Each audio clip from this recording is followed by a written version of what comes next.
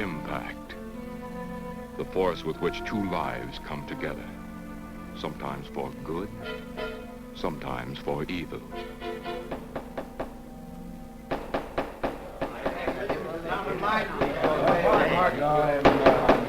I say Williams is out of line on this. I'm definitely against it. Seems to forget we have our stockholders to answer to. Phone Mrs. Williams, Della. Tell her to be ready in about an hour and I'll pick her up. Yes, Mr. You phone San Rafael and see if those papers are on the way over from the executive. Yes, well.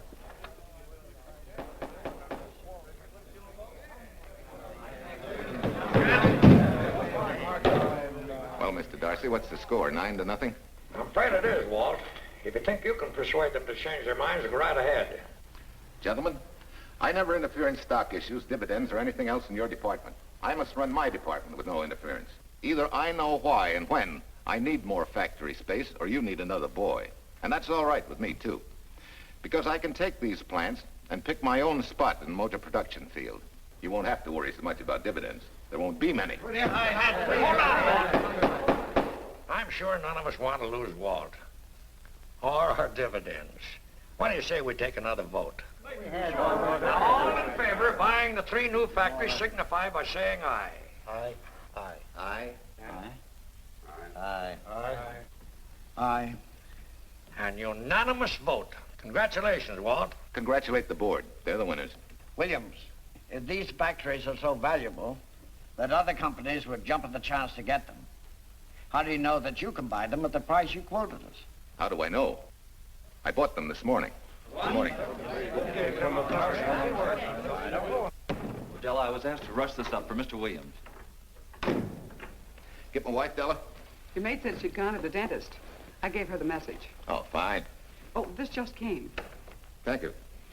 What about those papers? They're here. Burke's checking them now. Good.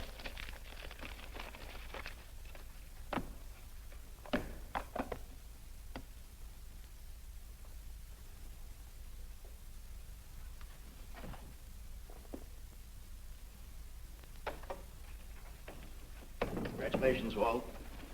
Take a look at Clause 4. Those provisions haven't been clarified yet. Oh, no? I want to leave for Tahoe right away. Get Judge Deering on the phone, will you? Never mind.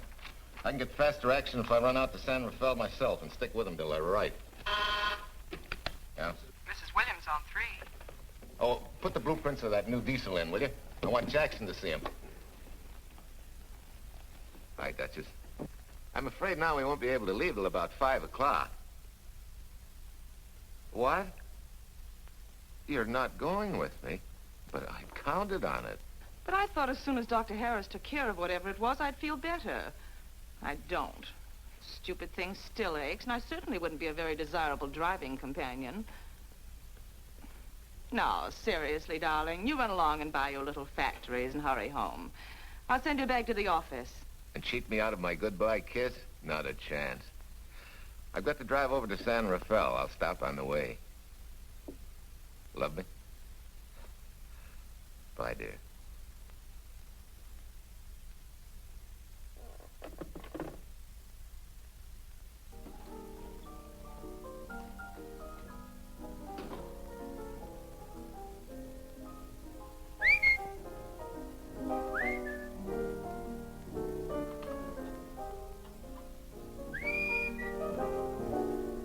How do you expect me to whistle through a toothache?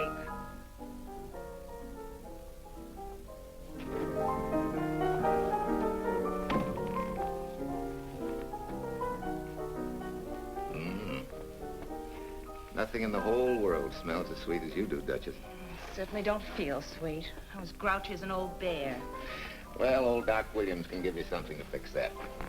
Close your eyes. Relax a minute. Take a look at that and see if you don't feel better. Oh, Walt. Oh, darling, it's beautiful.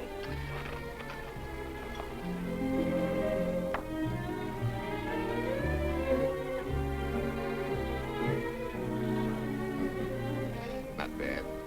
Not bad at all. You know, to quote my wife, I like monograms on things. It shows they belong to me, unquote. When did your wife say such a thing, Mr. Williams? About 6 years ago, when I married her. She gave me the first monogrammed shirts I ever owned. Those were the words on the card. I still have it. I certainly hope your board of directors never discovers what a softy you are. They won't, don't worry. I have only one vulnerable spot. What really happened this morning? All I got out of Della was that you stalked out of the office with blood in your eye and were back in no time with canary feathers in your mouth. Oh, I clipped those birds' wings, but short. No one's gonna vote me down, sweet. Not when I know I'm right. Mm-hmm. But how did you convince the board of that so quickly?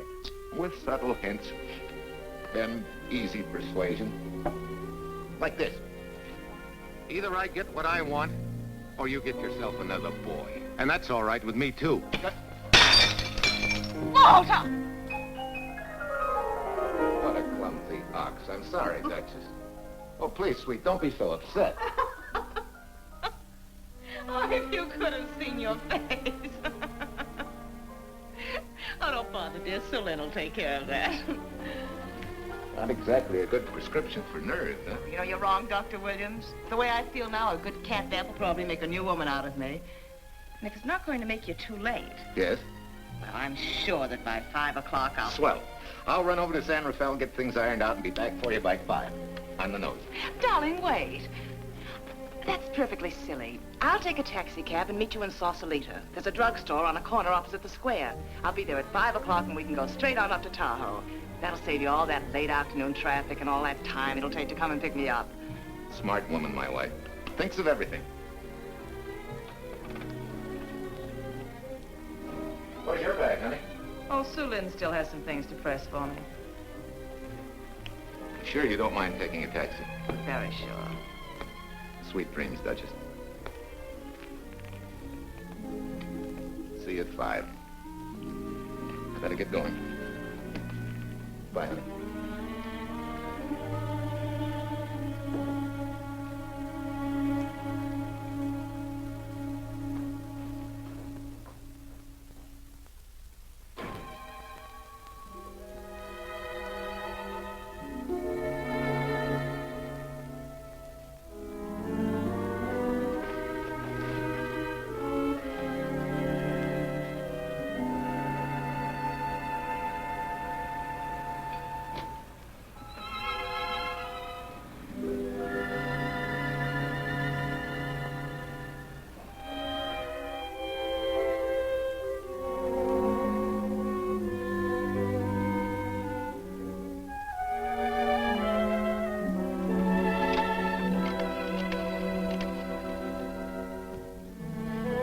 Long distance?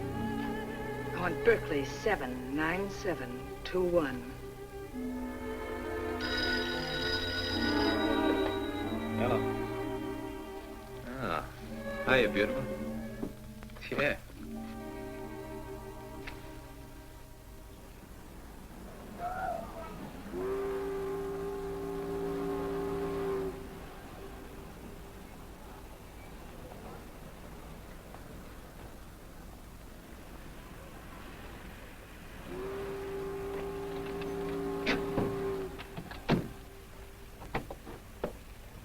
Here. Don't forget, turn this stuff over to a bellboy at the airport hotel in Oakland. Tell him to hold it for Jack Burns. Jack Burns, the airport hotel. That's right, I'll be checking in later. What do I owe you? $1.15 a here. All this stuff back to Oakland. Yeah, here. Buy yourself a new key. Thanks.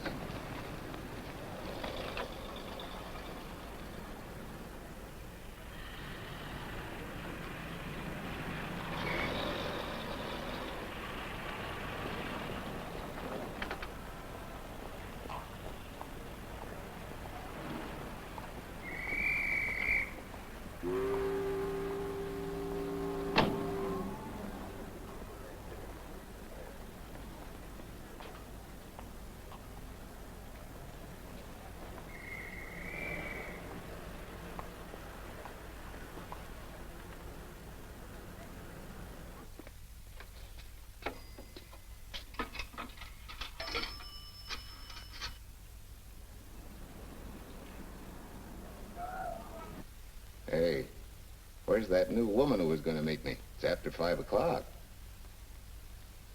Oh, gee, I was so sure you were going to be okay. maybe you better get yourself another dentist, huh?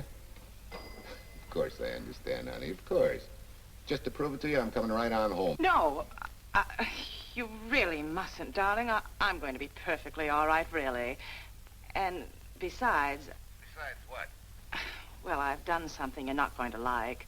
You remember Aunt Margaret back in Illinois? You mean the old gal in Evanston? I'm way ahead of you. How much?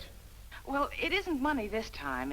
It's another relative, her favorite nephew, Jim Torrance. All of a sudden, right out of the blue, just after you left, he telephoned me from Berkeley. Okay, Judge, I'll see him when I get back. Well, you don't understand, dear. You're going to see him right away. What? Well, all he seemed to want was to be able to get back to Illinois, so I... So you buy him a ticket. That's easy. Well, it isn't. I offered to, but he got huffy and said he didn't want any handouts, and... Well, without thinking, I told him we'd pick him up and give him a lift as far as Denver. I won't say I'm getting exactly an even trade for you, but where do I find this guy? Well, he should be there right now. I told him to be on the lookout for a cream-colored roadster, just in case we failed to recognize one another after all these years. Oh, darling, you're such a lamb. You sure you forgive me? What do you think?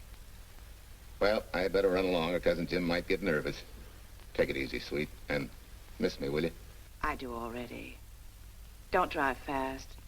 And please take care of yourself. Softy. Goodbye.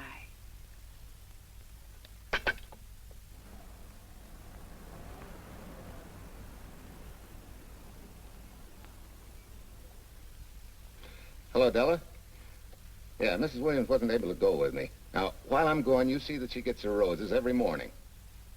That's right. But this time on all the cards, put love from Softy. Yeah, S-O-F-T-Y.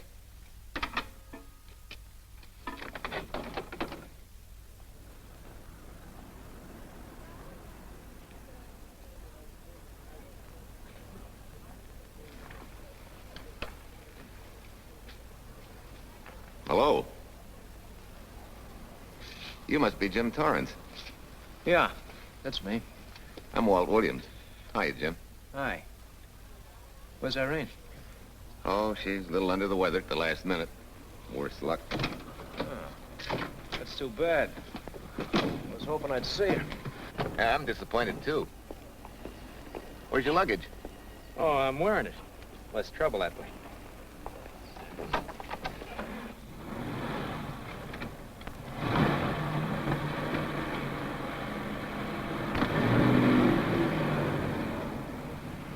Irene tells me you're heading for Illinois.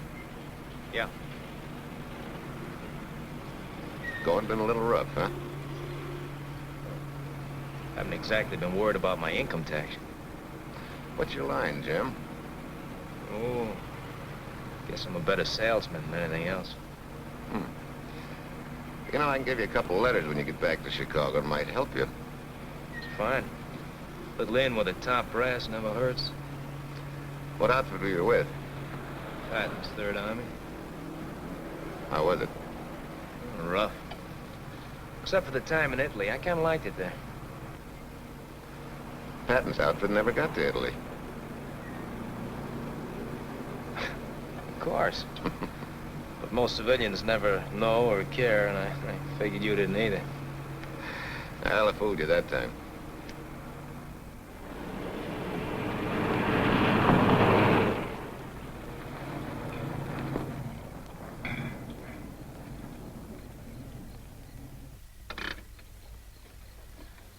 Our last chance to chow for a while. How about it? No thanks. I grabbed a hamburger while I was waiting for you. I can still taste the harness.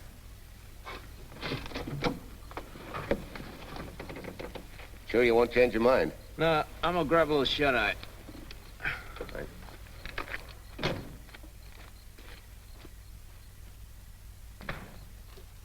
Chicken sandwich and a Coke. One chicken sandwich. Chicken sandwich coming up.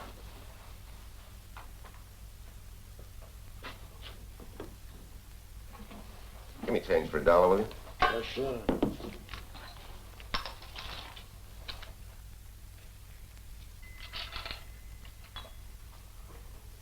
Thanks.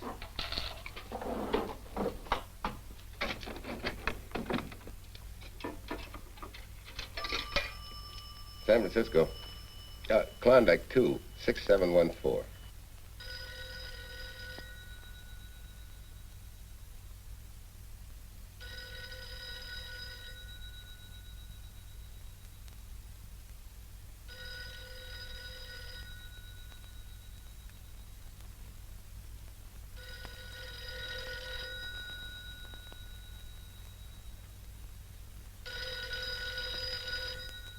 Klondike 26714 does not answer.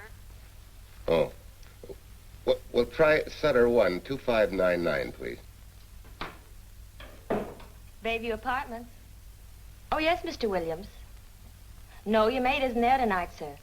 Well, she said Mrs. Williams was taking something to make her sleep and wasn't to be disturbed. But perhaps... No, don't disturb her. Just leave a message that I won't forget about a certain problem. Mm-hmm. I think I have it, sir. You want her to forget all about a certain problem. Softy, is that S-O-F-T-Y, sir? Softy is going to take care of it thoroughly. Is that all? Yes, that's all. She'll understand. Be sure she gets it the first thing in the morning. Right.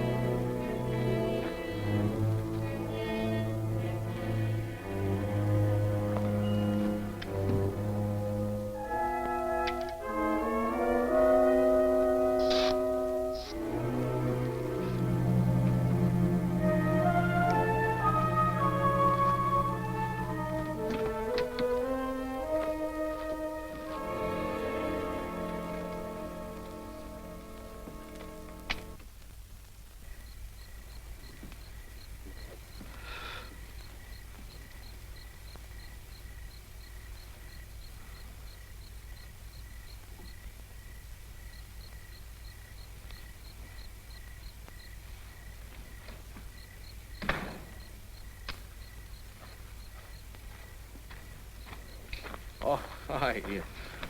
It's been so long since I've been behind the wheel of anything but a Caterpillar or a Jeep, I had to find out what a real buggy feels like. Why don't you drive for a while? Oh, swell. Nothing would suit me better.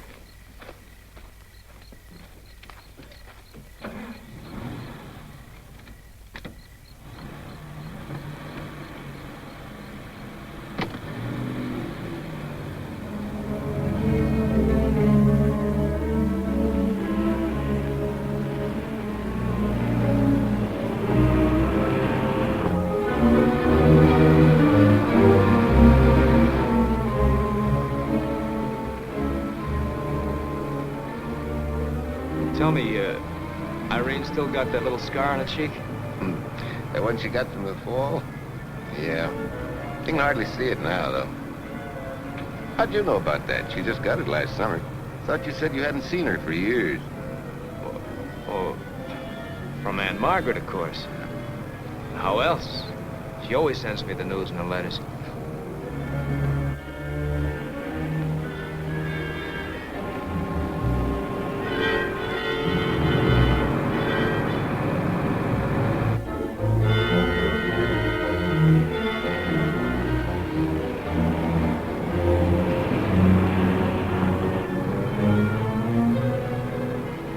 Margaret will be pretty happy to see you. Irene says you're the favorite nephew. Afraid my lovely cousin was just giving me a build-up for your benefit. You don't know Irene. Maybe not.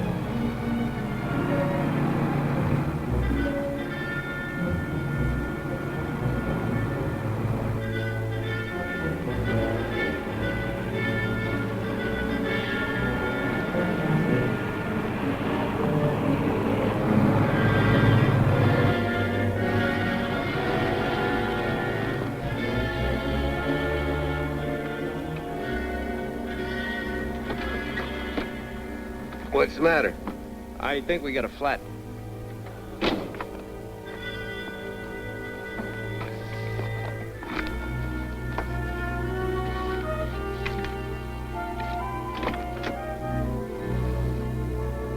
Yeah, flat as a flounder. Well, let's get to work.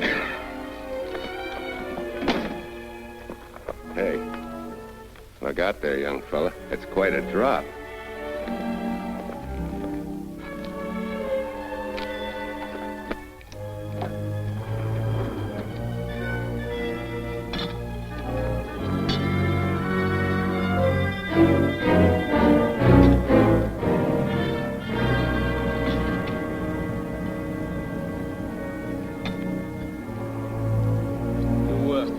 You got a flashlight? I think I have. Get the jack. I'll take a look.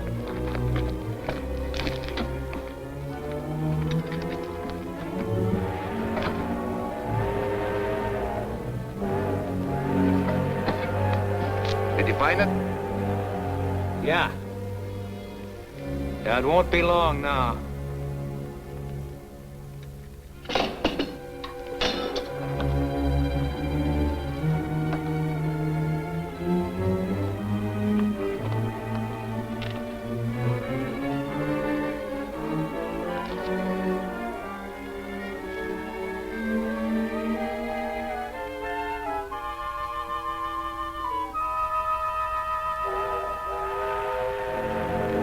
Come on, let's get going. Wait a minute. Did one of your cufflinks fall out? Huh? Oh, something dropped. I heard it fall right down there at your feet. Hmm. Well, he must have rolled under the car.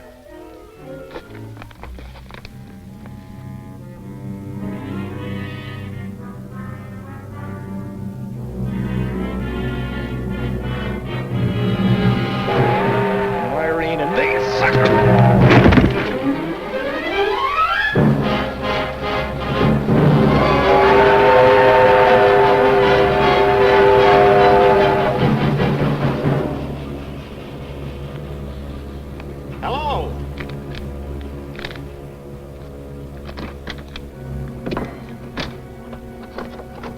Need a hand? No. I'm all set now. Okay. Good night.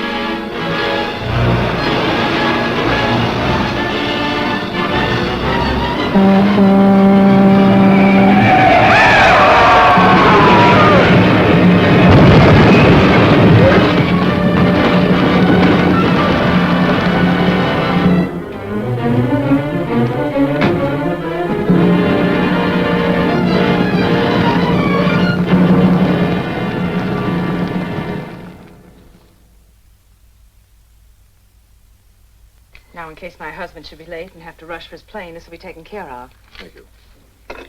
Tell Mrs. Burns to 302.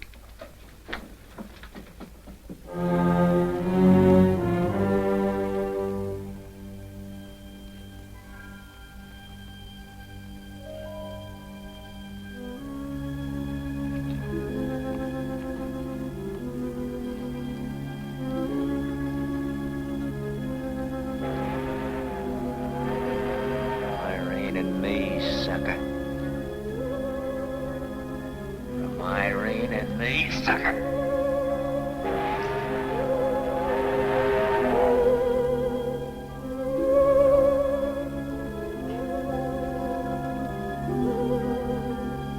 Take care of yourself. Softy. Softy.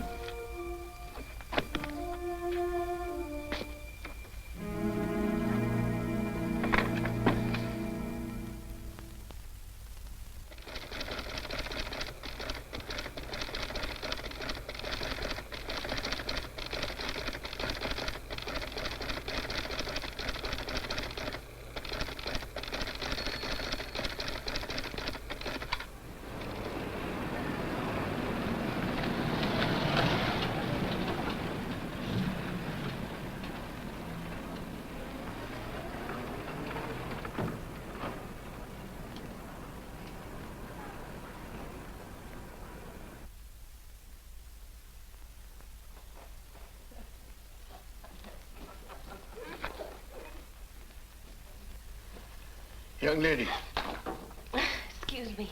I want to see Mrs. Walter Williams. I'm sorry, sir, but she left orders not to be disturbed. I'm sorry, too. Lieutenant Quincy of the police department.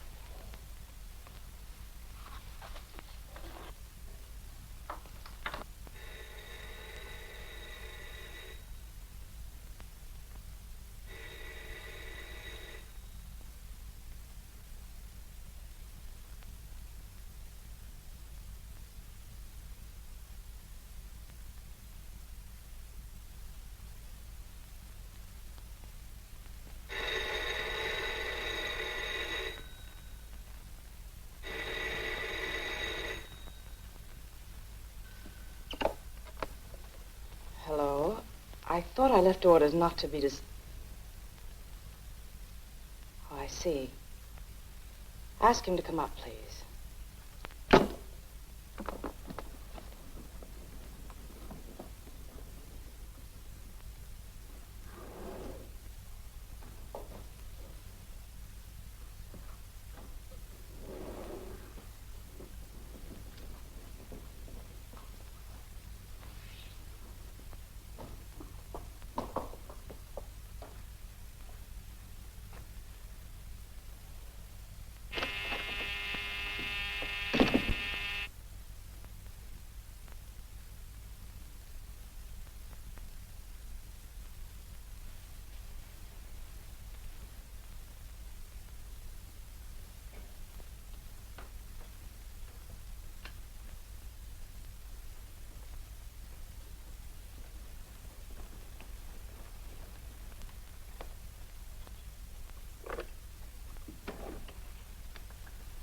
Yes?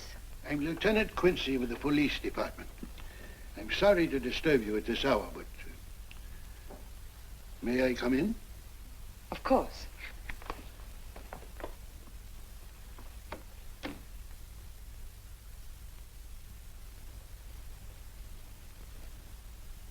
Well, Lieutenant? Did your husband go on a motor trip late this afternoon? Why, yes, he went to Denver on business. Why? Was he driving a Packard roadster? Yes. Is anything wrong? I'm afraid there is. Won't you sit down? Has something happened to my husband? Yes, Mrs. Williams.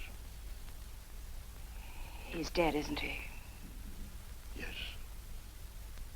Oh, Walt, I knew something like this would happen. I begged him time and again not to pick up hitchhikers. But it wasn't a hitchhiker, Mrs. Williams. It was just an accident. He ran into a truck, a gasoline truck. You mean there was fire? He must have been driving pretty fast. I don't think he felt anything after the crash.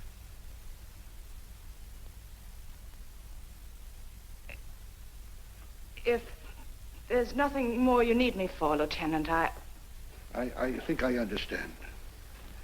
And may I say you've taken this with a great deal of courage. Good night, Mrs. Williams.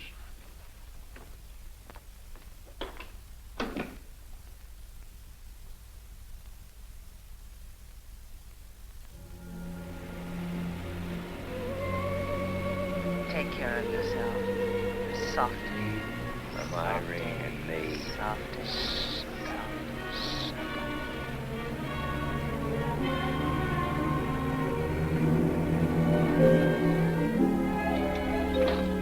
Ready? Yeah. That Williams must have been quite a guy. Yeah, he went to work for Universal Motors as a sheet metal worker. Mm-hmm. Less than 10 years, he's their top production man. Well, he sure went out in a blaze of glory. Yeah. Let's go.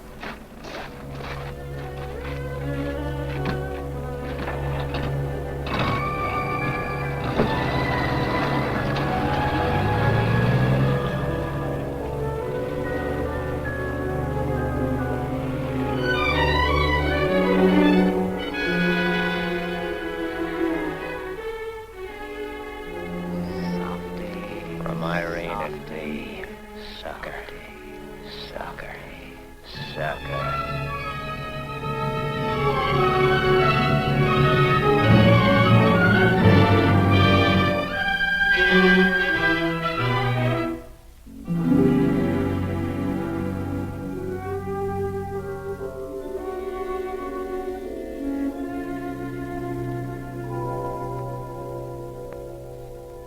Well, could Mr. Burns have taken a later plane and still made connections for Mexico City? I see. Yes? It is some telegrams for Tai. Just put them under the door, Sue Lin.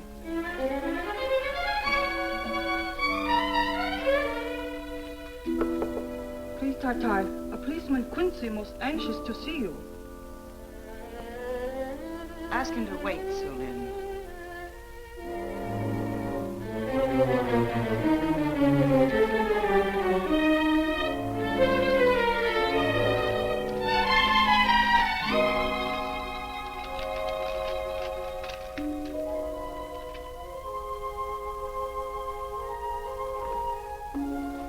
Mrs. Williams will see you presently. Well, wait, please.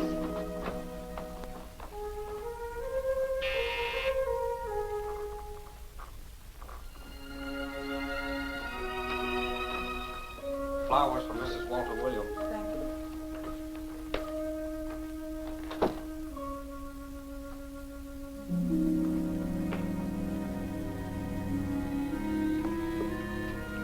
Roses like Mr. Williams always sending when he's away. You seem to have been very fond of Mr. Williams.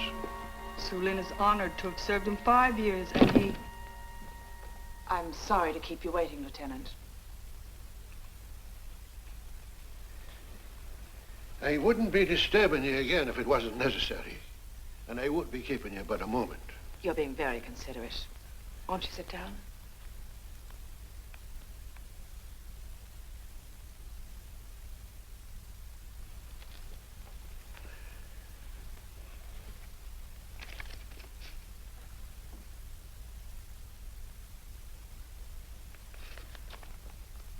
Everyone's been most thoughtful. And why shouldn't they be? Forgive me. I'm all right now. What was it, Lieutenant? The state police would like to have some information. They found some wavy skid marks for quite a distance on the road, as if the car had been out of control when it crashed. Tell me, was Mr. Williams a reckless driver? Why, no. He was a fast driver, but certainly not reckless. Well, was he a heavy drinker? Quite the contrary. Well, what about his health? Could he have had a heart attack and lost consciousness before the accident? Why, no. He was in perfect health, but he'd been working much too hard lately and was overtired.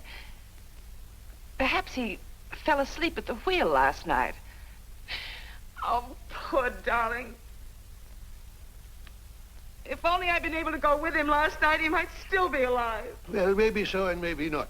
You mustn't blame yourself, Mrs. Williams. Fate plays an important part in these matters. Your handkerchief.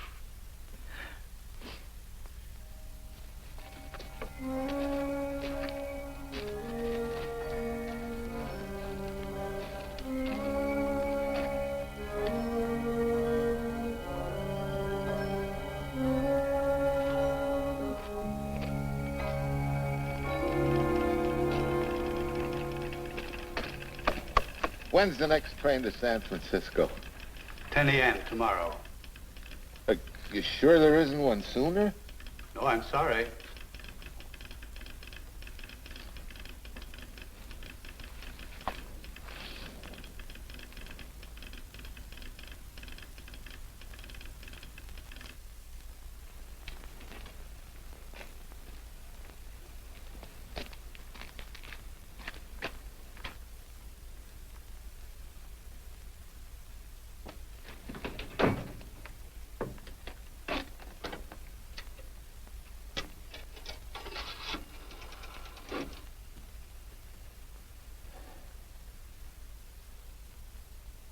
We have a circuit now, sir.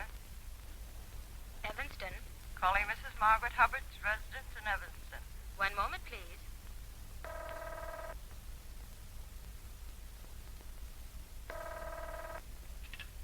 Hello? Mrs. Margaret Hubbard? Yes? Who's this? Long distance. I have a call from Mr. James Torrance. Who? Mr. James Torrance. He's her nephew, Jim Torrance. The call is for your nephew, Jim Torrance. I haven't any nephew, and I don't know any Jim Torrance.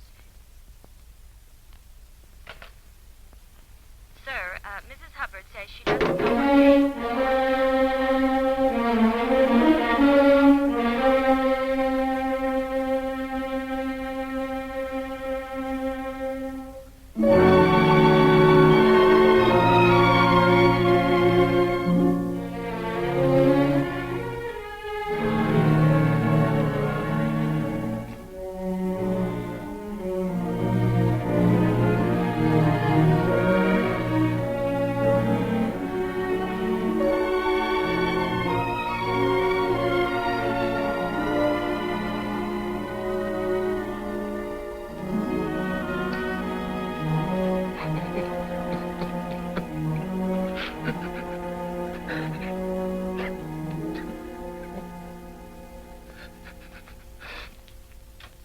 What's the matter, son? Looks like you need a doctor. Doctor? I can't leave the station, but old Doc Bender's just across the road there. Yeah. Doctor? Think you can make it? Yeah. I'll make it.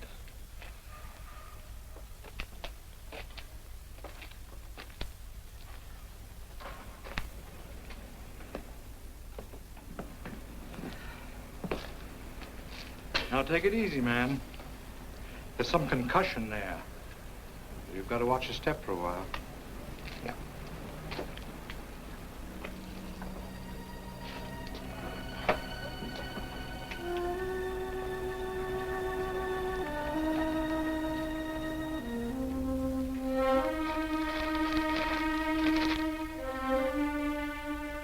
Walter Williams' beautiful widow, who by her own request sat alone in the family alcove during the service.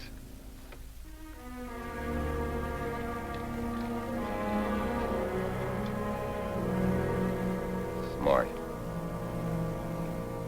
Someone might have caught her licking her chops.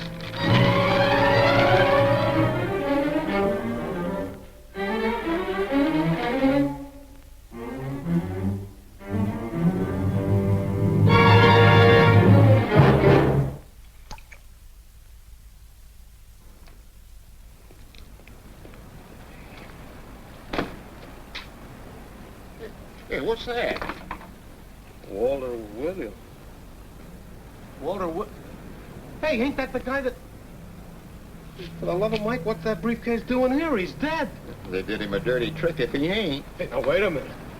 Don't touch it. We better turn it over to the police.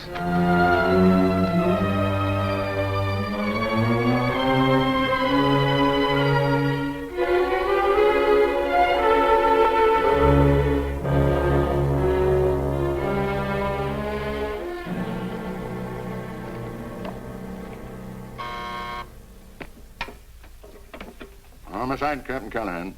Oh, yes, Chief. The Duke just came in from Washington. The fingerprints are those of a James Torrance. Yeah, I'm putting Quincy on it. Right. Which sort of opens up a new can of peas on the Williams accident. There's the FBI reporting the guy. Playing with the lady's affection seems to come natural with him. All you got to do, Quincy, is find him. Yes, that's all I got to do. Last known whereabouts of Jim Torrance was in a moving van somewhere between Sacramento and Points East. Yeah, wait a minute. Last known address, care of his sister, Mrs. Joseph Rossetti. Irving Apartments, Berkeley. Well, what are you waiting for, Quincy? Let's go. Did Torrance leave any forwarding address? No, he said he was going to send it to me. Sorry to trouble you. Oh, Lieutenant, if you should happen to hear from him, will you let me know? There's an unpaid telephone bill and a bundle of laundry. Laundry? Let's have a look.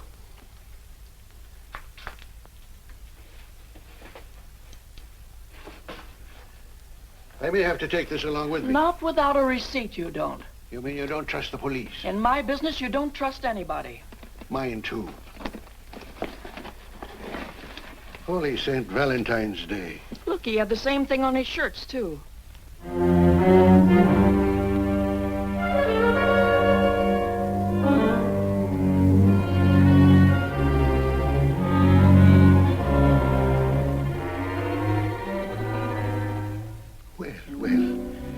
Romance in your late tenant's life. Did you ever see the lady? You know, I never did. But I always knew when she'd been here, the wonderful perfume. I'll lay you 10 to 1 she's a rich widow. Could be. Wait, I'll get you his telephone bill. Pretty fancy stuff for a hitchhiker. Yeah, but he's a pretty fancy hitchhiker. According to the shirt maker, a certain lady in the town had these made special. And they're just like her husband's. Only his initials were WW. Sort of smells, don't it, Cal? Now take a look at this little item that was also found in the laundry. I for Irene and W for... Well, it could be for Williams, too, couldn't it? Yeah. Homicide, Callahan speaking. Hello? Oh, hello, Fitz. Hello. What news? Oh? Any luck? Both days, huh? Swell. Have it typed up and sign it. This report of Fritz will be a nice little topper for this pile.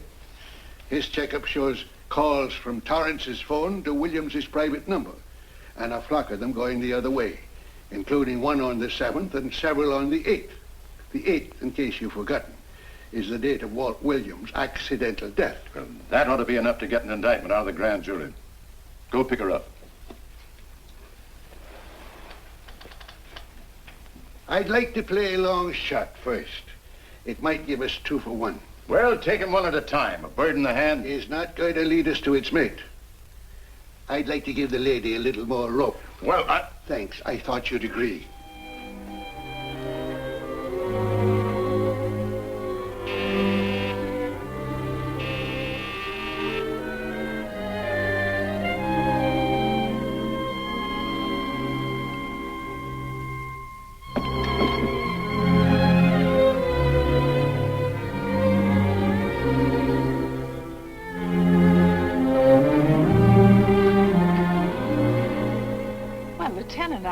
You just caught me. I was... I'm glad.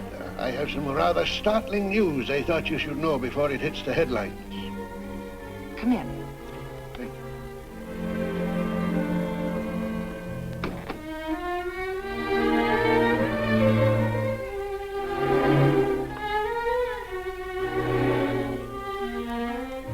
Sit down, won't you, Lieutenant? Thank you. I'm very anxious to hear about this news. It seems that your first hunch, remember, that a hitchhiker was responsible for your husband's death? Well, Mrs. Williams, you may have been right. Why, I don't understand. Your husband's briefcase turned up in Kansas City yesterday in a moving van that had stopped at the scene of the accident that night. Apparently, the murderer made his getaway in it. That explains the wavy skid marks that made us suspect your husband was ill or unconscious at the time of the crash.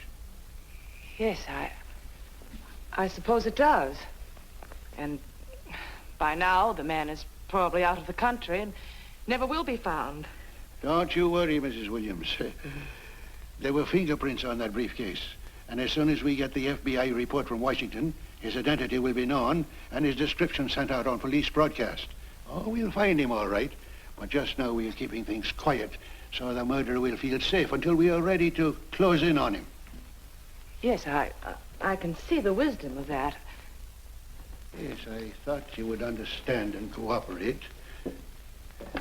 As soon as we know his name, it is possible that you might recognize it as someone with a motive. There's that possibility. You know I'll do everything I can to help. I'm sure of it.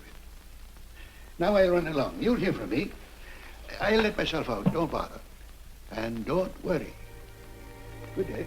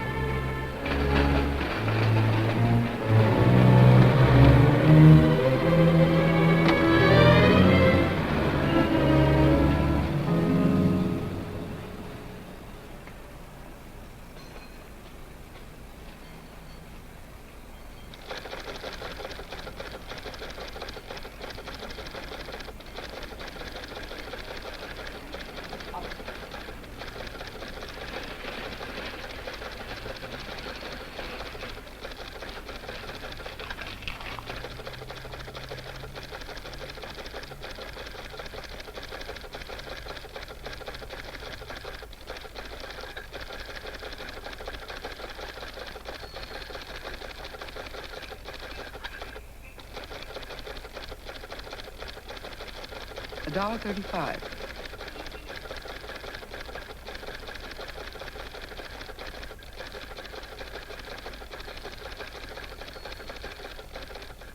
See, everything after the letter J in the first name has been obliterated by heavy writing over it. The only impress letters legible are those between words or before them, like RNS at the end of this name here, and the Hotel Santa here before the word Evanston. Well, Tom, don't you think it's about time you retired?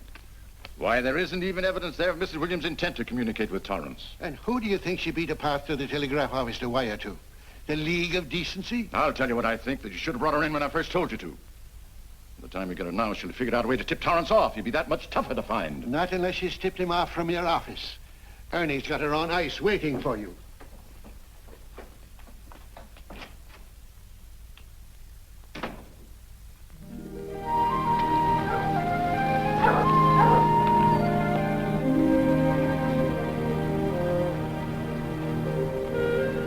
Pretty good, huh? Fastest growing little town in Idaho.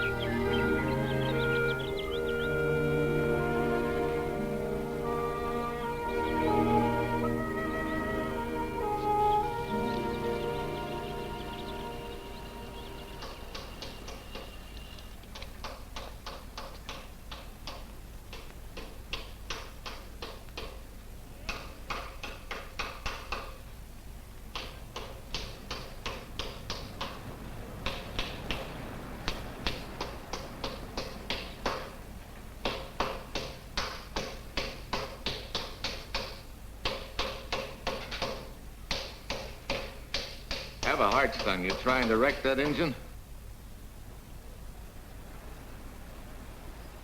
Oh. Sure. It's a hobby of mine. The way you're going at it, you can't miss.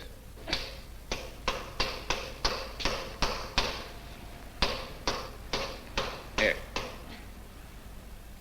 I just can't let you ruin that beautiful motor. Start her up.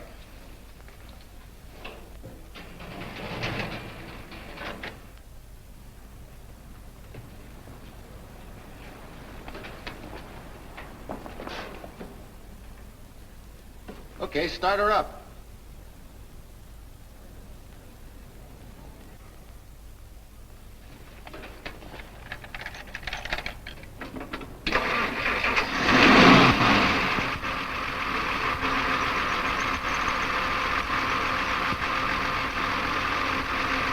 Shut her off.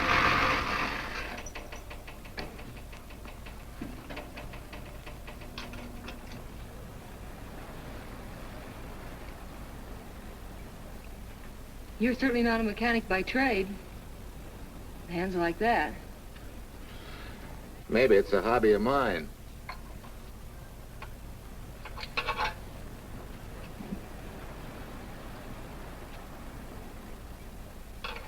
Gee, what happened to your head? Perhaps I was talking when I should have been listening. Okay? Okay by me. Thanks a lot, Hill. So long, Marcia. Bye. He's all right now. You better lay off though till the boss gets back. I'm the boss. I guess the new cars are a little bit over my head. Now, with a jalopy, it's different. Aren't there any mechanics around here you can hire? No, they all went over to the new factory in Mansville. I guess they got better wages. Tough break. Yeah. How much do I owe you? Oh, forget it.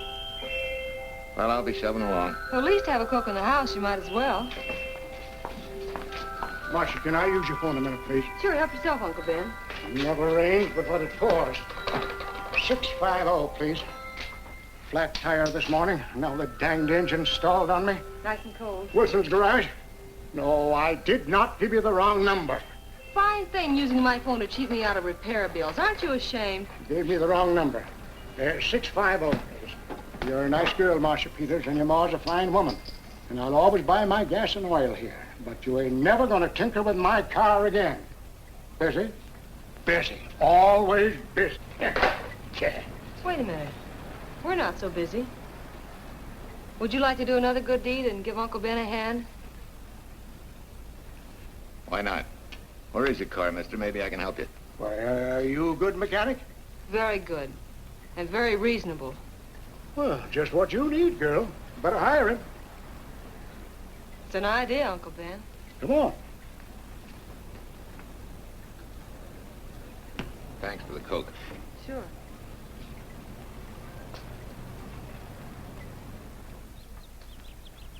Well, I got Uncle Ben fixed up all right. Nothing but a sticky carburetor valve. Bye. I hope he paid you. What for? It only took a minute. You're certainly not money conscious, stranger. There. This is no kind of work for a girl. Well, somebody has to do it if I want to stay in business. And I want to.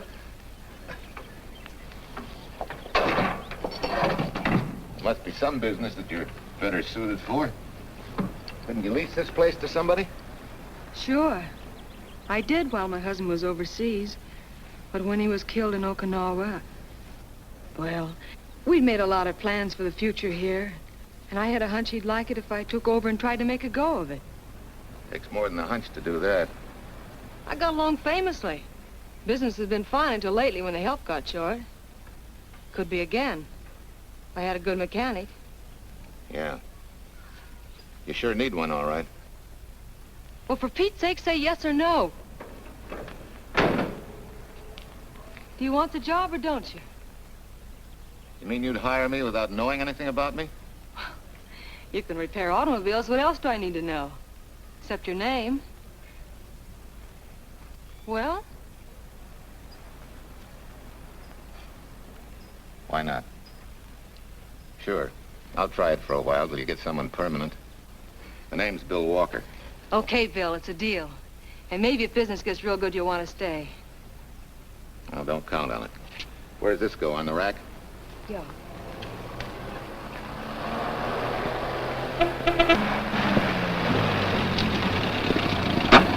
Marcia! Marcia! It happened! It's a boy, 8.5 pounds. Pair of shoulders like a prize fighter. Well, congratulations, Papa. How's Jane? Ah, perfect. Everything's perfect. Gotta get down to the store and tell the gang. Almost forgot. Oh, gee, thanks, Ed. I'm sorry, I won't have enough for the gang. Yippee!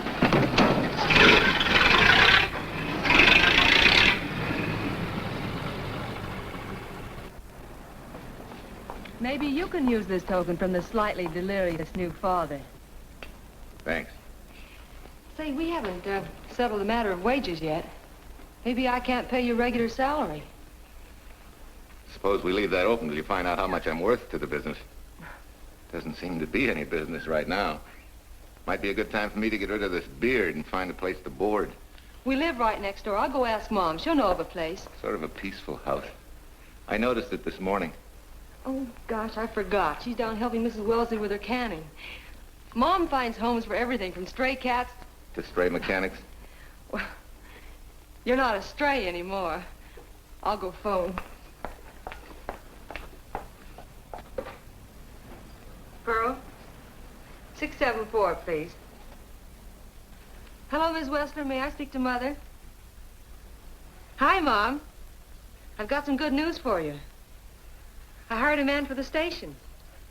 Yeah. No. Nobody we know. He's from out of town. Needs to place a board. You got a good one up your sleeve? Okay. Says she has to meet you first to come home for supper. Huh? And you like apple or cherry pie? Cherry.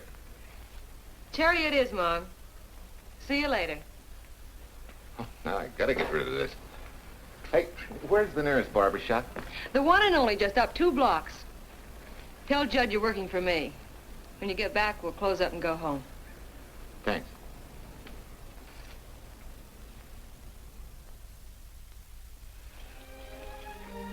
Oh, that's real nice. You must have had a good bringing up, young man. Thank you for the young man. We thank thee, O Lord, for thy bounty, and ask thy blessing on this food and on the new friend who shares it with us. I hope you're good and hungry, Mr. Walker. Who wouldn't be? Marsh, she eats like a sparrow, with all the hard work she does, too. May I have your plate, please? Well, she can start taking it easy now. Boss, the help. Thank you. She never takes anything easy. Has to put her whole heart and soul into everything she does. Well, now that you're through with me, Mom, how about Bill? Have you thought of a place for him to stay? Well, why can't he stay right here? We have a spare bedroom going to waste. And I think you like my cooking. Like it? That's very kind of you, Mrs. King, but it seems an imposition. Imposition, nothing. That's good business. I can get back what I pay you in board and room. Well, Marcia, what a thing to say. If you'd like to stay, we'd like to have you. We have some more vegetables. Mrs. King, you have a boarder. May I have a biscuit, please? Oh, excuse me.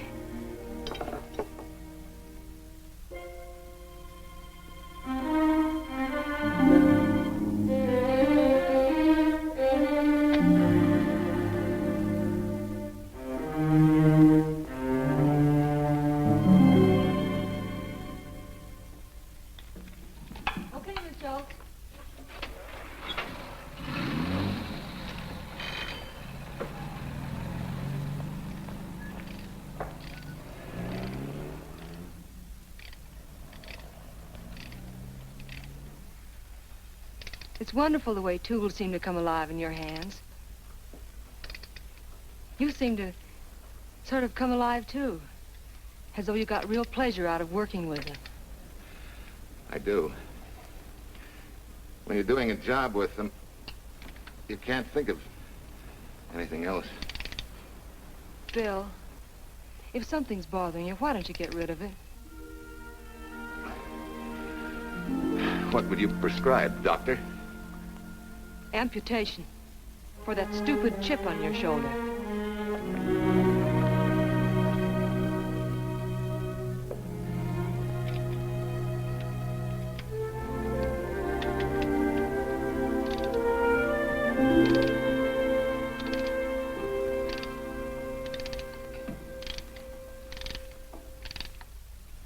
What you need is a ring job. Save yourself some money. Gee, Bill, with the baby and everything, I just can't afford it now. Oh, we'll take care of that. Hey, boss. How's Ed's credit? Good enough for a ring job? Well, sure, if I can hold Junior as collateral. Oh, not a chance, fella. Never mind her. I'll do it on my own time. Oh, thanks, Bill. Maybe we'll see you tonight, huh?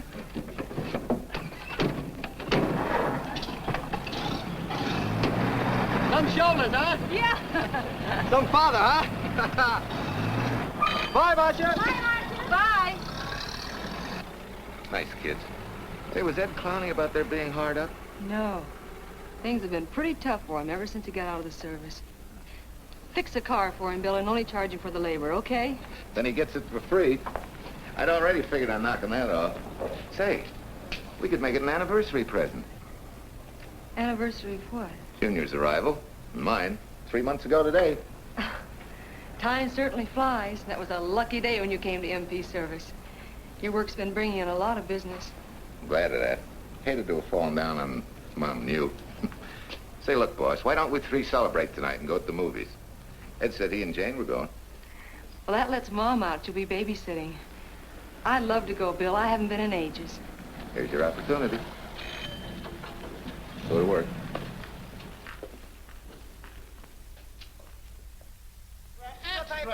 Irene Williams, held for murder. Read all Extra, Irene. This is Sheila Graham with the latest news of the shocking Williams murder case. While beautiful Irene Williams is held for trial, charged with conspiring to kill her late husband, the police are searching for James Torrance, believed to be the lover of Mrs. Williams and her partner in the horrible murder of Walter Williams.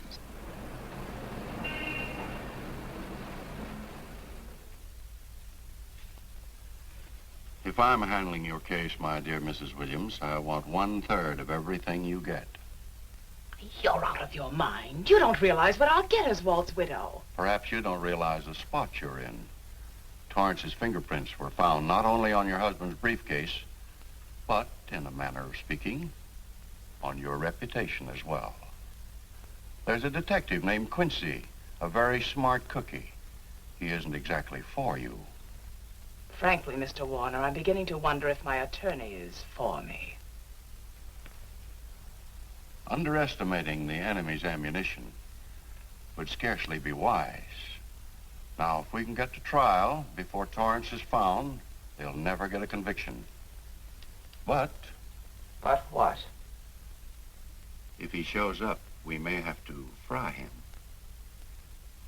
Oh, no. Let's not cross that bridge until we have to. But if it comes to a choice, we're not going to burn, are we?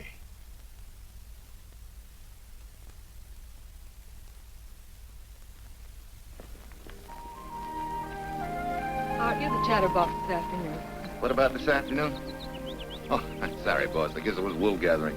You're only supposed to do that in the spring. Is there anything you don't know? Yes. What's San Francisco got that we haven't? Better newspapers, for one thing. Anyway, California's supposed to be the land of opportunity. I thought that by now you liked it here. I do. Very much. It's a good town. Nice people.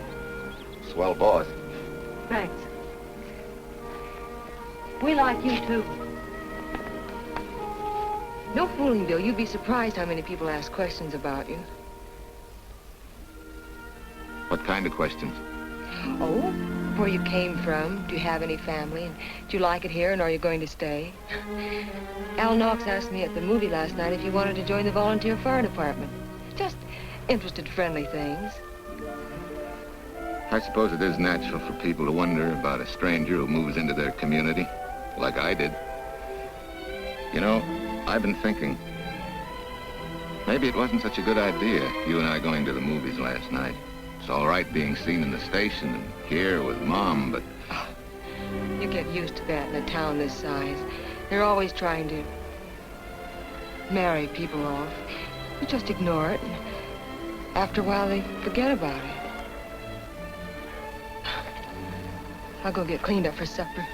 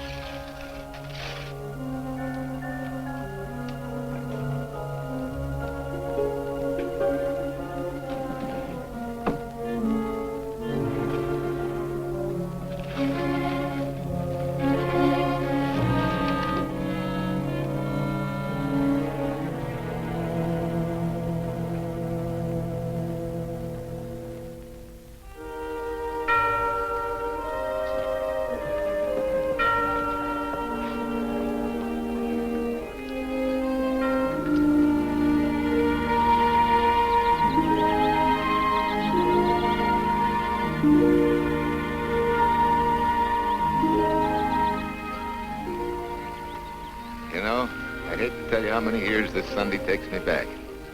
Did you always fall asleep during the sermon? I wasn't asleep, Mrs. Peters.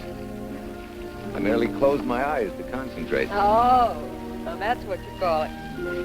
I had to nudge you to stop you from nodding. Quiet. You're disturbing my reminiscent mood. Even smells the same. Could be the same bees buzzing in the same clover. As they say, you can take the boy out of the country, but... A rolling stone gathers no moss.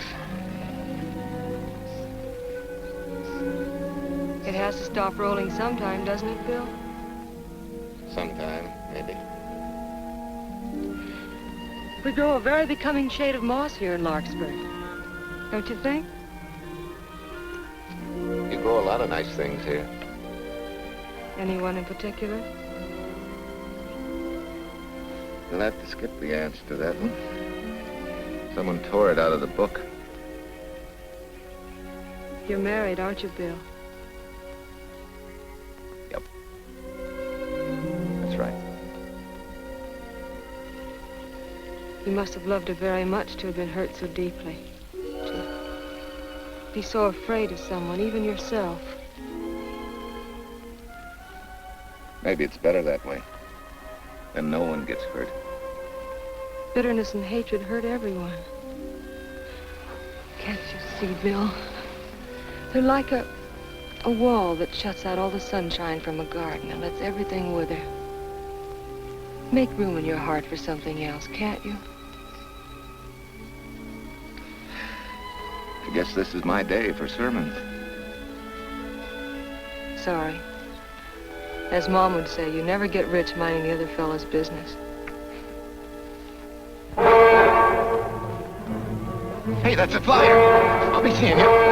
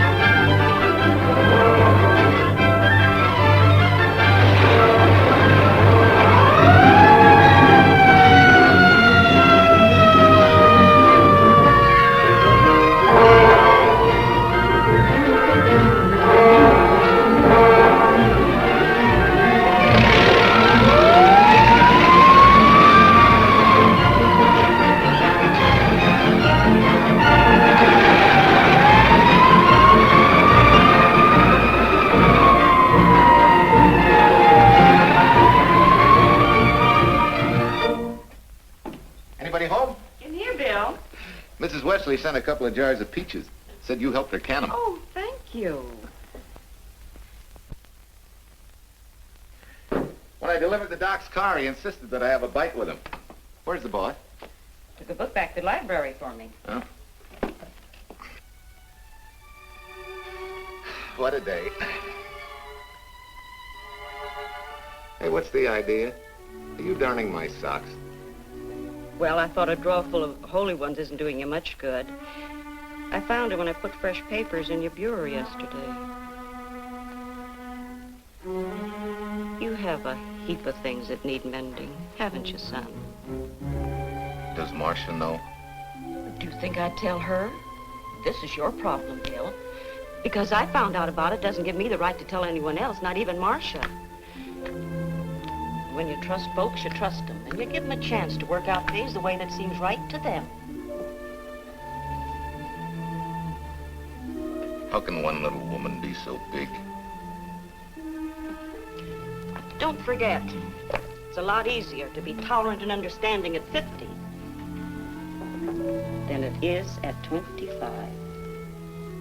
Yeah, Mom. I'm going next door for a while. Grandma Thompson's ill.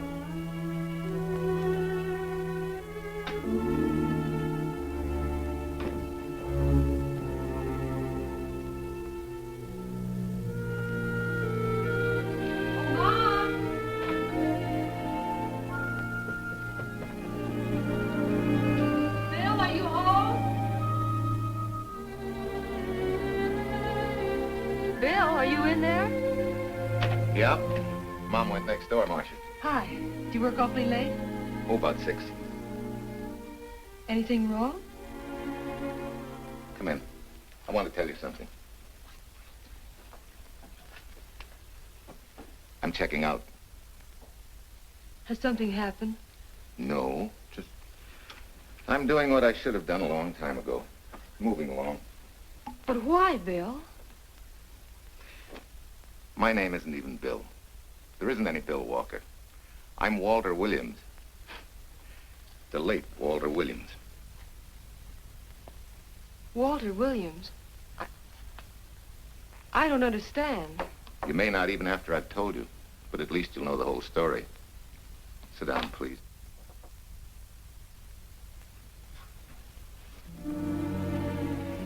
Finally, Larkspur. And you. From there on, you know. I'm glad you're going back to make things right. Going back? Wild horses couldn't drag me back. What are you going to do about your wife? Nothing. You're going to let her go to trial for murder? Oh, no, Bill. Why not? She tried to kill me, she and her cousin. But they didn't. Who says they didn't? Let them try and prove it. No matter what your wife did, she can't be tried for something that didn't happen. Oh, Bill, can't you see? You bet I can see. She deserves everything she's getting. Sorry part of it is they'll never convict her. No, Bill. The sorry part is you're not big enough to take a hard jolt to your pride and to your ego. Sure. It hurts to be tricked and cheated by someone you loved and believed in. But that doesn't give you the right to take justice into your own hands, to trample on the hearts of others and walk out on life. A barren, frustrated boyhood. A marriage to a woman who accepted my love, yet despised me so thoroughly she resorted to murder. I'll never think of our moments together without nausea. I feel stripped bare, degraded. Because you've closed your mind and heart to everything else. Even me.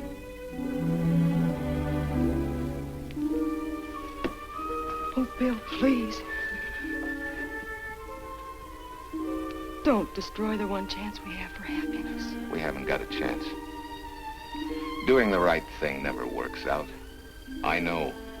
In this world, you turn the other cheek and you get hit with a lug wrench. Forget me, boss. Try and forgive me.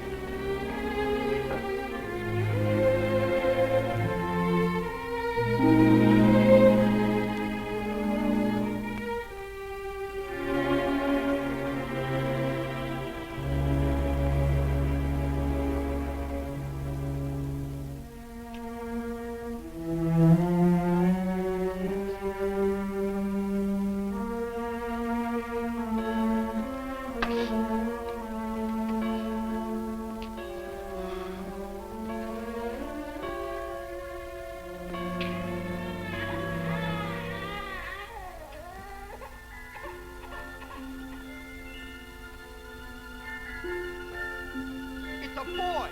Pair of shoulders like a prize fighter. You know, I hate to tell you how many years this Sunday takes me back. You have a heap of things that need mending, haven't you, son?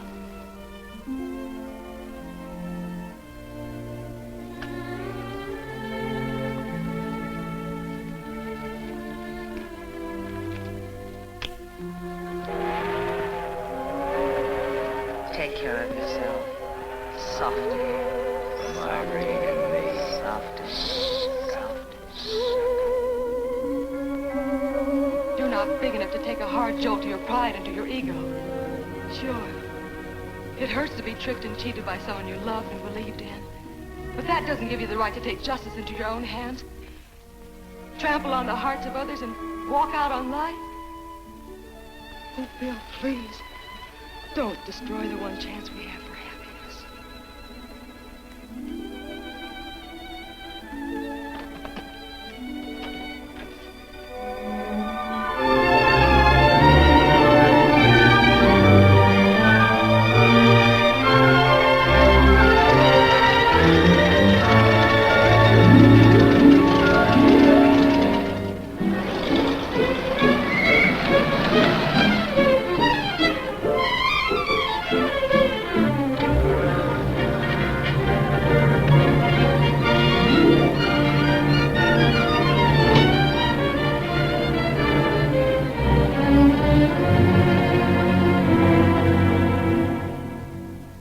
Mrs. Peters was kind enough to come along to substantiate at least the Larkspur portion of what I've told you.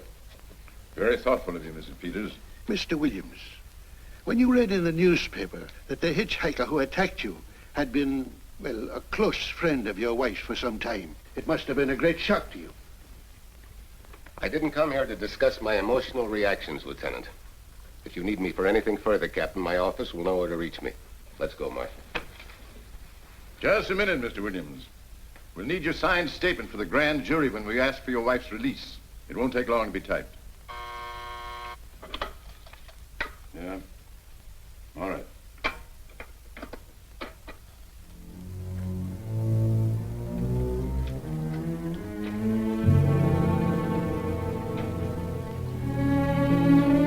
Come in.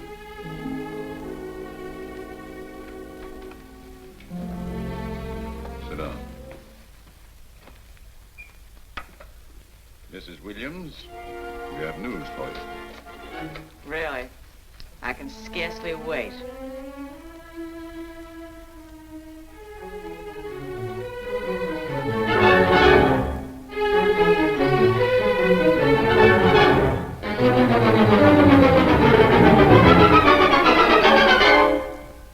It seems it was Torrance who was in the car when it crashed. Jim? Dead?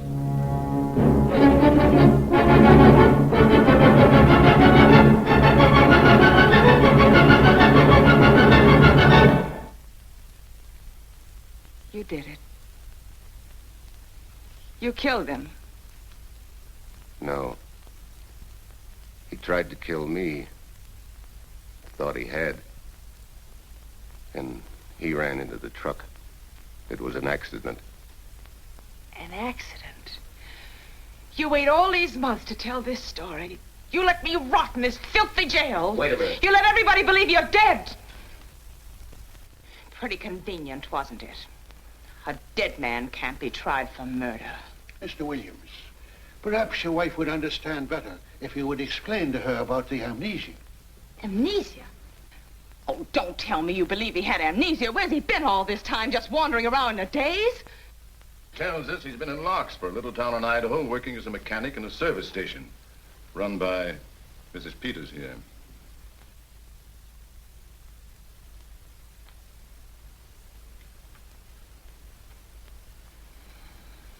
I understand perfectly. Now that my chance for happiness is dead, I suppose you'll demand the divorce I begged you to give me so that I could marry Jim. That's fantastic. Yes, isn't it? After you telling us that the man you picked up was a perfect stranger. Well, that's not true. The time and place for meeting Jim had all been arranged. I must advise you, there's a law that a wife can't testify against her husband. There's a law against murder, too, but that didn't stop him, and nothing's going to stop me until I'm through. It's all right with me, Captain. Go on. Talk your head off.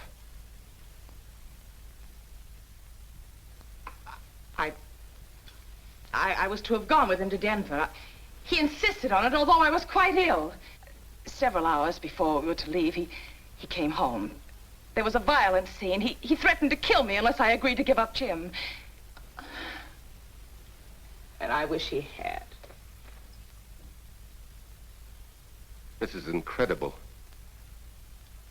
Not one word that she has said is true. Then you have nothing to worry about. Mrs. Williams, was there a witness to the threats you mentioned? No. Unless the maid overheard. She was in the apartment. In fact, she picked up the pieces of the vase that he threw at me. Where's she now? I don't know. She left me suddenly after all this began. Please, could the questions wait? I feel rather ill. Will you have Mrs. Williams ready for the grand jury at 10 o'clock tomorrow morning? That's all.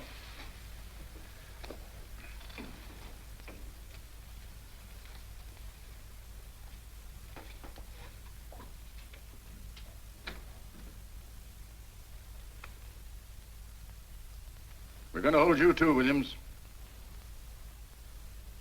On what charge? Suspicion of murder. But he's not guilty of any of these things. Then it should be easy for him to prove it. Take it down and book him. That fiction of Mrs. Williams must have been very convincing. No, we just couldn't buy that yarn you tried to sell us. Let's go.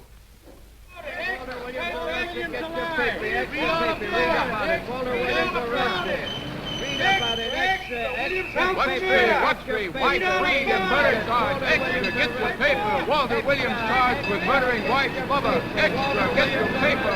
Irene Williams goes free. Husband held. Extra, get your paper. White, Reed, and murder charge. Walter Williams charged with murdering wife Bubba. And Daly's going to cover Williams' office. Okay, boys, hop to it. I want all I can get by 10 a.m. tomorrow for the grand jury. Okay, Chief. Oh, Tom, don't miss a bit. Dig up everything you can on Williams and the Peters dame. You sort of believed Irene Williams' story, didn't you, Ben? She made better sense than he did. Well, sure, she's a better liar than he is. Don't forget, I went all through her grieving widowhood with her. She's a bad customer. Well, that's for the grand jury to decide, and Williams insisted on letting her talk. So it's his funeral. Funeral, all right. Especially with that yarn he told. But murder's out of character for him. There's a few pieces missing somewhere. There might be in Idaho, if it's not too much out of character for you to get going. You're going to miss me, Cal, when I retire next year. Maybe I'll join Private Eye and solve your cases for you.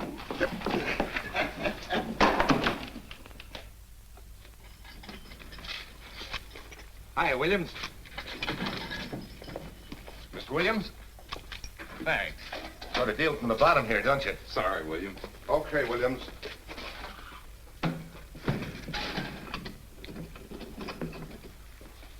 Well, not very good news, judging from your faces. Well, Walt, the grand jury returned indictment against you. Mrs. Williams was released. I see. Now, don't you worry, Walt. We'll have you back at work where you're needed, and in short order. Come on, Eldridge. There's a visitor waiting far more attractive than we old fogies. We're just leaving, Mrs. Peters, but remember, don't hesitate to call on me for anything. Thank you so much.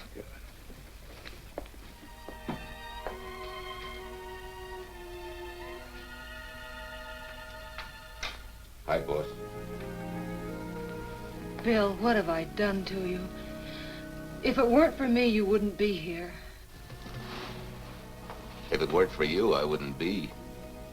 I came back here because I wanted to believe in the things you do. I still do, no matter what happens. Will you do something for me? Go back home, where I know you'll be taken care of. Not a chance. You'll have to think up a better reason than that to get rid of me.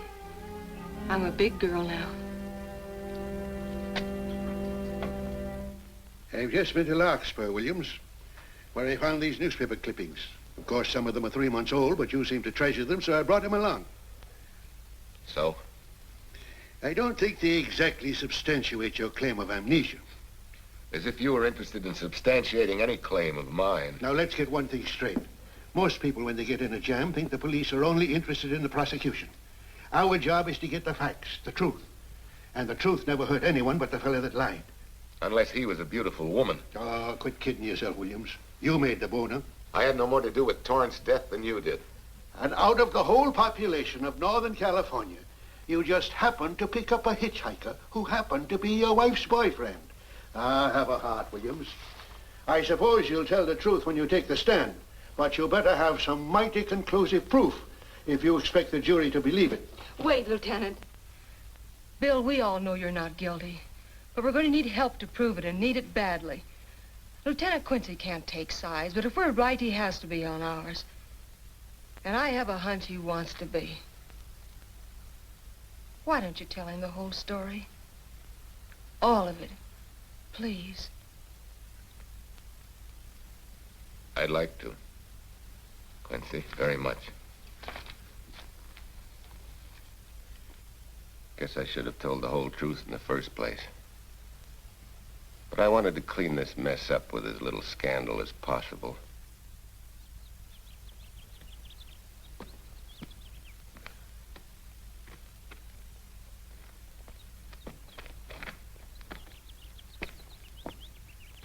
Well?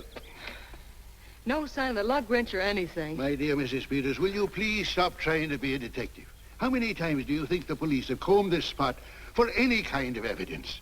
Now, be a nice girl. Take Mr. Williams' advice. Go back to Larkspur. What time is it? It's only 4 o'clock. We still have time to go back to town and go on our hunt for Sue Lynn. Now, look here, young woman. You've had me on the run since early morning. But, Lieutenant, the maid seems to be our only hope now. We've got to keep looking till we find her, that's all. That's all? Wait. She was naturalized, wasn't she? Suffering chopsticks. Quincy, you dumb flatfoot. This Sue, what's her name, was Chinese born. If her port of entry was San Francisco, there'd still be a file on her, photo and all. Let's go. Back to town. Immigration.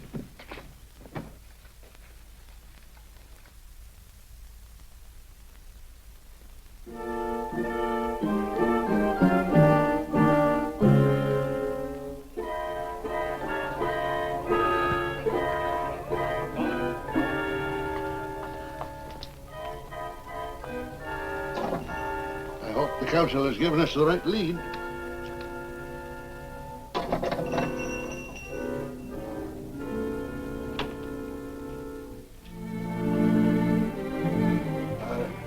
You are Singh? Understand? You savvy English? Also French, Italian, and Hebrew. May one ask what is desired? We're looking for Su Ling Chung. The Chinese consul said you were her uncle and might tell us what she is. This daughter of my brother, has she offended the honorable police? Oh, no. They just wanted to ask her some questions about Mr. Williams, the man she used to work for. Ah Sing's heart is heavy that he cannot lead you to her. But things that are not known cannot be told. Well, if you hear anything of her, report it to headquarters.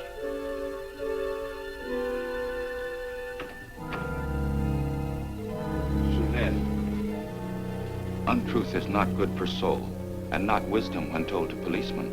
Better for the soul to be kind than to be wise. Sulin must keep silence to help in this matter.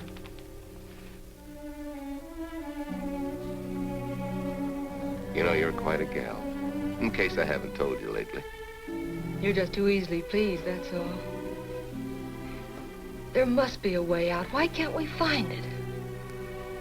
Oh, buck up, boys. Tomorrow's another day.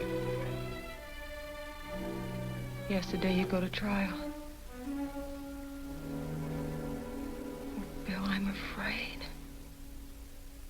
And the state intends to prove, beyond any reasonable doubt, that the defendant, Walter Williams, did, with malice aforethought, kill the deceased James Torrance, whom he knew to be his wife's lover.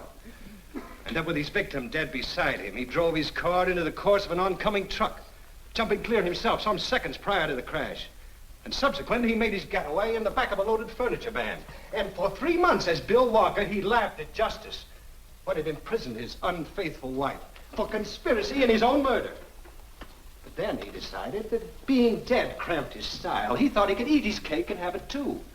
So he returned, most anxious to explain his long absence and to right the dreadful mistake that had imprisoned his wife for 3 months. Ladies and gentlemen, it was a cold-blooded, premeditated murder and must be punished to the fullest extent of the law. Call the first witness, please. Captain Callahan, did Walter Williams tell you what suddenly cured his amnesia after 3 months? No, he did not. But he did tell you the man that struck the blow which caused the amnesia was a total stranger, a hitchhiker he had picked up. Yes? And that he knew nothing of this man's identity or relationship with his wife until he suddenly recovered from his amnesia and heard or read the details. That's what he said. That's all. Thank you, Captain. Your witness, Counselor. No questions. No. I saw no signs of amnesia, but definite concussion. He was a bit evasive in answering questions, but not vague or unsure. In your opinion, Doctor, could this head injury have been caused by a fall? Yes. If the head had struck on some object, such as a stone or a metal pipe. That's all, thank you. Your witness. Dr. Bender, are you familiar with a tool known as a lug wrench for changing automobile wheels? I'm afraid I am, sir. I've had a regular epidemic of flat tires lately. Well, then, in your opinion, could this head injury which you treated have been caused by a blow from a lug wrench? Yes. It could have been caused by that, too. Thank you, Doctor. The ones with the earliest dates, you will notice, are heavily creased, as though they'd been carried in a wallet or a coat pocket. Thank you. Lieutenant Quincy, will you kindly tell the court where you found these newspaper clippings? In the bedroom occupied by Mr. Williams in Mrs. Peters' home in Larkspur, Idaho. Is this your handwriting, Miss Revere? Yes, sir. And that's the message, at least our record carbon of it. Would you read it to the court, please? June 9th, 8:32 p.m. Message from Mrs. Walter Williams, Penthouse D. Mr. Williams called, said he wants you to forget all about a certain problem, that Softy is going to take care of it thoroughly. Was there any other conversation? Well, I just asked if that was all, and he said, yes, she'll understand, and sort of laughed as if it were a joke and hung up. Some joke killing the wife's boyfriend. Head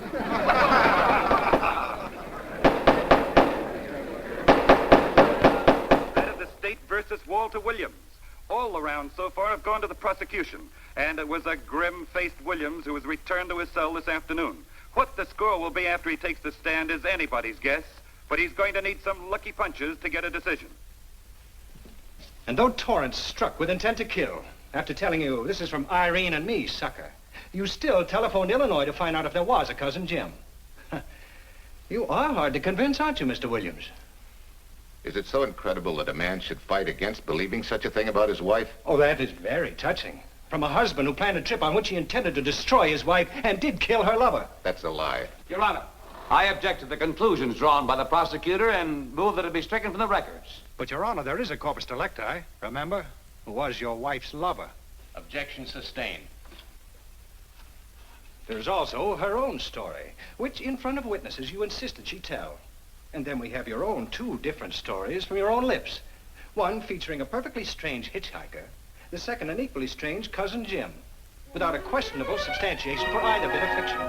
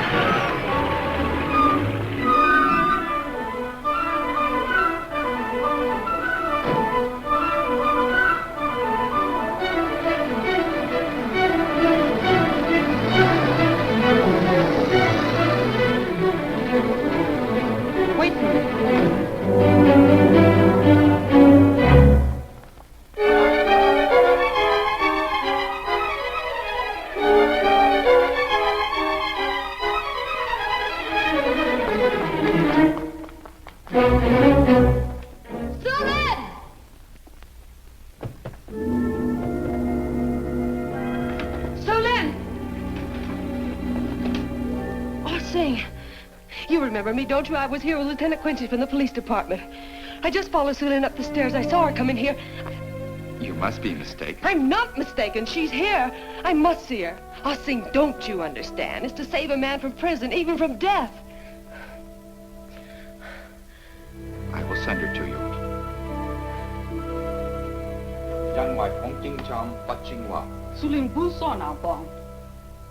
Oh, Sue Lynn, we've been looking for you all these weeks. Mr. Williams needs your help so desperately. I cannot help. You must forget that you found Sue Lynn. Forget it? But you're his only witness. You're the only one that can help. Not as a witness. Only with silence can I repay his great kindness to me and my family in China. Why? For I heard other things.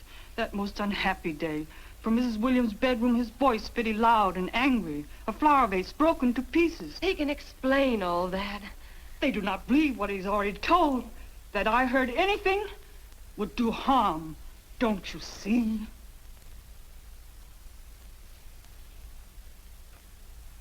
Yes. Much sorrow comes from women who know not honor and truth. And Mrs. Williams, she was not true even to that Torrance man. What made you say that? That night when he was killed, her sickness was but wall of falsehood, behind which she could go secretly to a meeting place. You mean she went out that night? Sue Lynn, are you sure? Yes, because next morning in her bedroom I found street shoes that had been worn. Her coat on the closet floor with the sleeves turned inside out as though removed hurriedly. And in one pocket, a door key to some hotel. Sue Lynn, that's it. Proof that she and Torrance had planned to meet that night after he killed Mr. Williams. What hotel was it? Oh, I don't remember. The key. What did you do with it? Returned to coat pocket. Come on. We'll get to Lieutenant Quincy. He'll know what to do. And pray, Sue Lynn, every step of the way.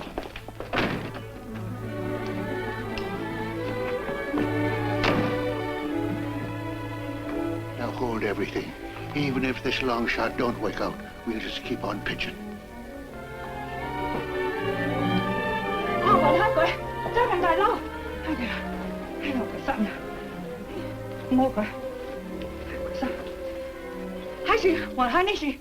Here it is, yes. Room 302, Airport Hotel, Oakland. Maybe we got our miracle. A special little Chinese one. It is to hope that Sue Lynn was of small help to Mr. Williams. Oh, Sue Lynn. Come on, Copper. Next stop, Oakland. A certain little lady's hotel rendezvous.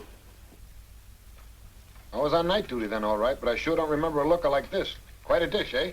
A little too highly seasoned for my digestion, thanks. Lieutenant, just found a couple of cars for room 302 on June 9th. George Baxter, checked out at noon. Mr. and Mrs. J. Burns.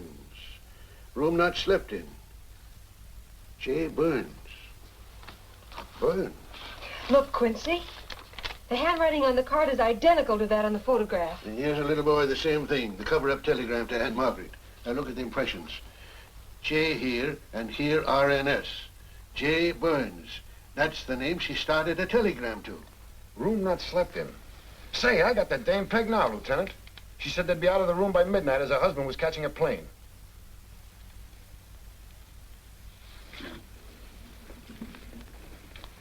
But Quincy... Reservation for Sam Andrews. Yes, sir. This ties it all up, doesn't it? Yeah, like a greased pig. What do you mean? We've got the evidence now, the proof. Of what? Sue Lynn's theory that Irene was playing the field? This evidence only proves that she came here to keep a date with a man named Burns. We can't even prove that he didn't keep the date. But you know he didn't. There wasn't any Burns. It was only a name that she and Torrance used. Fine. If you can prove that, Williams will be free. But none of this will prove it. Sorry, Copper, but we are just up another blind alley. Willie? Yes, sir. There's a couple of sample cases from Mr. Sam Andrews. Came up from the station this morning. Take them to Parlor B right away. Sure thing, sir.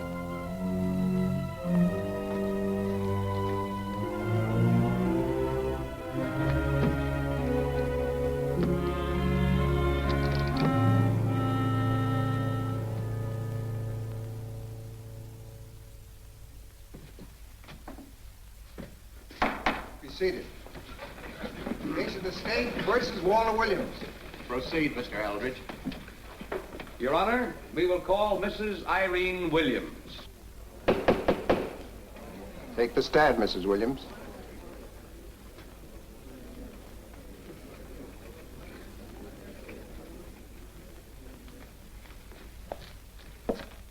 Raise your right hand. You solemnly swear that testimony you're about to give in this cause to be the truth, the whole truth, and nothing but the truth, so help you God? I do. Hey, what cooks? The defense calling her?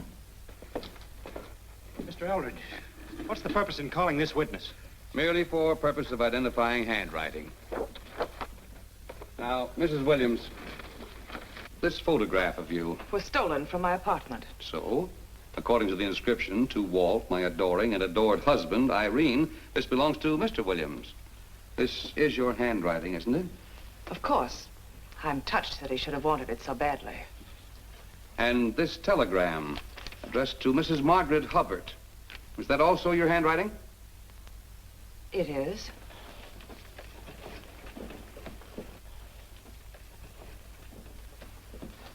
Now, Mrs. Burns, I mean Mrs. Williams, this photograph is inscribed to Jim, my adoring and adored Irene. Did you write this too? I see no point in all this. Merely answer counsel's questions. Did you write it? I did. And these letters addressed to Mr. James Torrance, did you write them? Yes.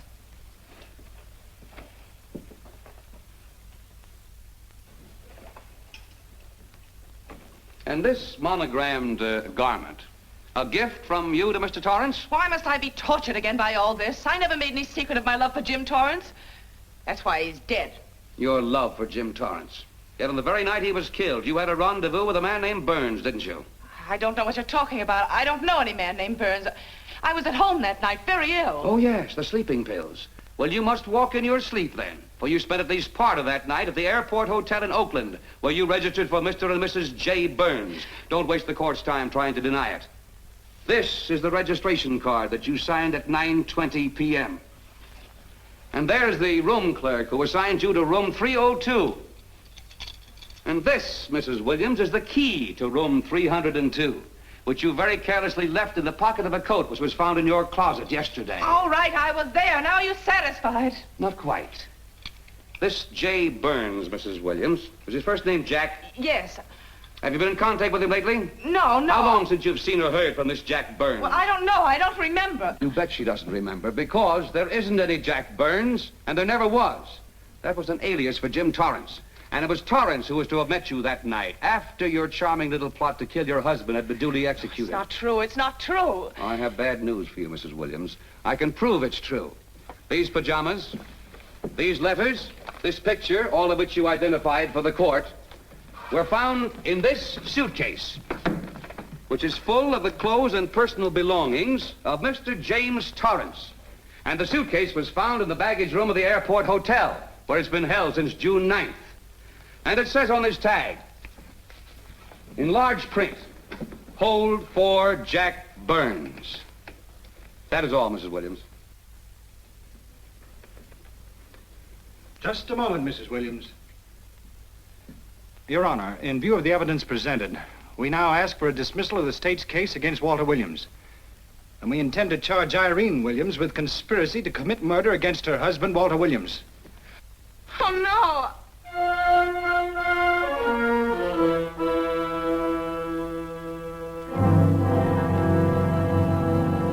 The case against Walter Williams dismissed. Court adjourned until 2 o'clock. Well, that's that, Walt. Congratulations, Mr. Williams. I haven't the words for it, Quincy, but we could never have made it without you. Ah, sure you could. You know, son, right always wins if you give it a little push, especially when you get a copper like this one to do the pushing. Well, I'll be seeing you. You know, it'll seem kind of strange being able to eat and sleep without someone getting in your hair all the time. Oh, fine, Walt. We're looking forward to having your hand on the wheel again. The Denver plants are waiting for you to open them. You think you can make it in the morning? How about it, Counselor? You bet you can. Oh, good. Well, I'll be running along.